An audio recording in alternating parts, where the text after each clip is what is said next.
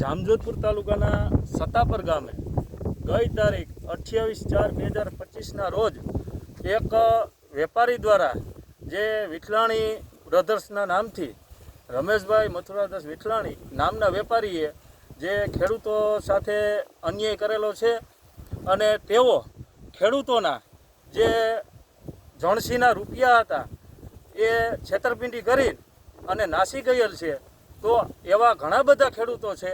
તો તેમનો અવાજ જો તમે તંત્ર સાંભળો અને આપણે અત્યારે એ ખેડૂતોને પૂછીએ કે એમાંથી 2-3 ખેડૂતો આપણી સાથે છે, તો આપણે હરેશભાઈને પૂછશું કે એની જણસી કેટલી હતી ને કેટલો એનો એક રૂપિયા હતા, તો એને એ આપશે આપને. મારું નામ રાઠોડ હરેશભાઈ માદાભાઈ. મેં આ કંપનીને ઘઉં મારું નામ રાઠોડ હરેશભાઈ માદાભાઈ છે. મેં ઘઉં રમેશભાઈ વિઠલાણીને આપેલા છે. અંદાજે 3 લાખ જેવી કિંમત છે. તો અત્યારે એ લઈને ફરાર થઈ ગયેલો છે. તો અત્યારે અમારી પાસે ખેતી કમ્પ્લીટ કરવા માટે કોઈ વ્યવસ્થા છે નહીં રૂપિયાની. તો આના પાસે આગળ પગલાં લેવા તંત્રને નમ્ર વિનંતી. ગામ બોલવાનું.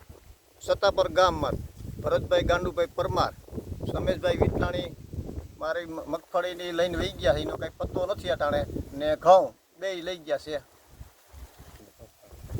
મારી રકમ છે 5,30,000.